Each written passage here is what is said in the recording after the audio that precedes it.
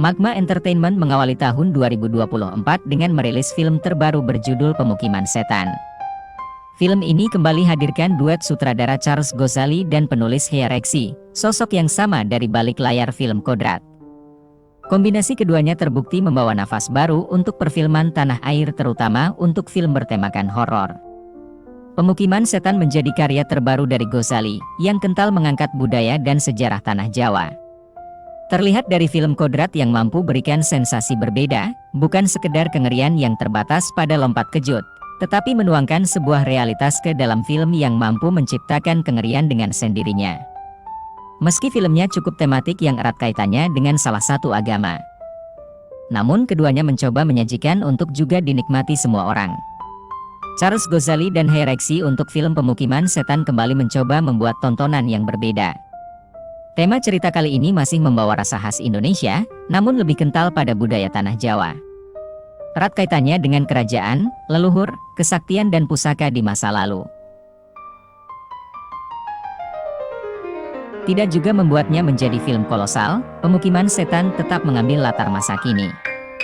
Digambarkan dengan karakter Gen Z, yaitu Alin Wihanggamapati, diperankan Maudy Efrosina, Sukma Paratrika, diperankan Adinda Thomas, Gani Saidi, diperankan Bisma Mulia, Fitrah Fabiandi, diperankan Dava Wardana, dan Zia Deliana, diperankan Ashira Zamita.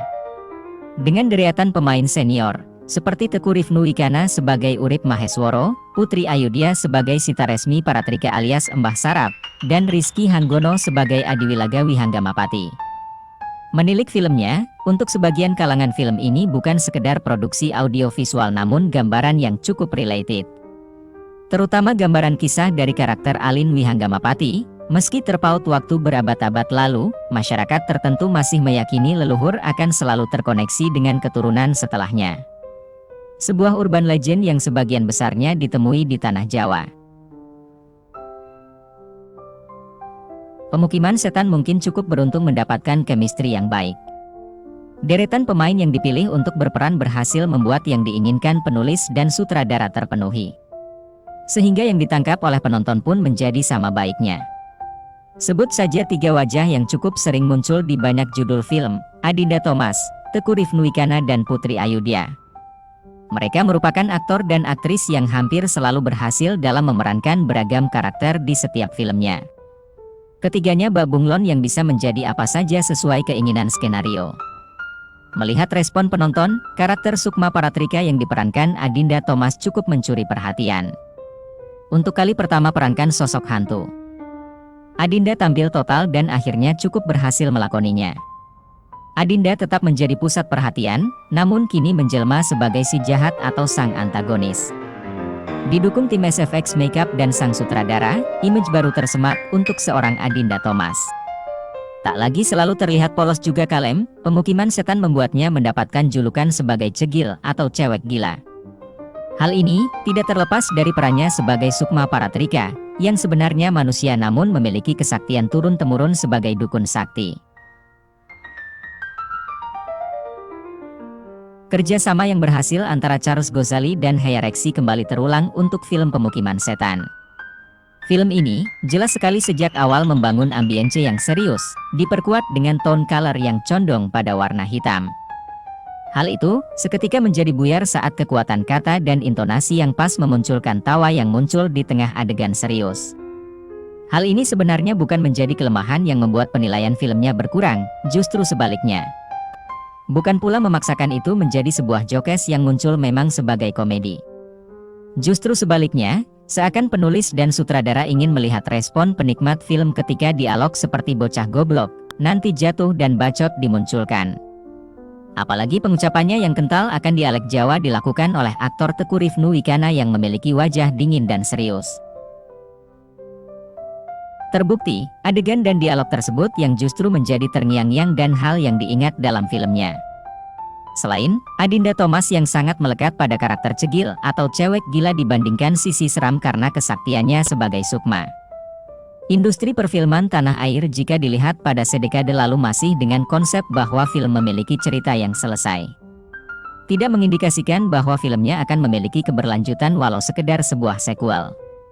Seiring berkembangnya industri film dunia yang pada akhirnya pun mempengaruhi industri yang sama di Indonesia. Perlahan konsep lama berubah pada konsep baru yang lebih terbuka. Ini sebenarnya bukan sesuatu yang baru, Hollywood yang masih menjadi tolak ukur telah melakukannya sejak lama. Namun, di tanah air masih jarang yang melakukan. Kepopuleran sebuah cerita film menjadi bersambung mulai kembali beberapa waktu belakang. Penulis mulai menyisipkan clue kecil pada adegan tertentu sebagai trigger ke penonton ketika melihat film kedua, ketiga, keempat dan seterusnya. Paling populer dengan menyisipkan post-credit sebagai penanda filmnya akan memiliki kelanjutan cerita. Charles Ghazali melakukannya untuk Pemukiman Setan, yang akhirnya membuat spekulasi di penonton bahwa filmnya akan menjadi sebuah universe. Dikatakan universe, seperti biasa penikmat film Indonesia selalu melakukan cocok logi.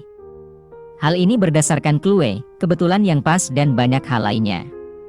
Kali ini penikmat film mengkaitkan universe karena kemungkinan adanya film crossover antara Kodrat dan Pemukiman Setan. Pertama, film Kodrat dan Pemukiman Setan berada dalam satu atap dengan sutradara dan penulis yang juga sama. Cocok logi kedua kaitannya dengan karakter Alin Mihanggamapati yang diperankan aktris Maudy F. Rosina.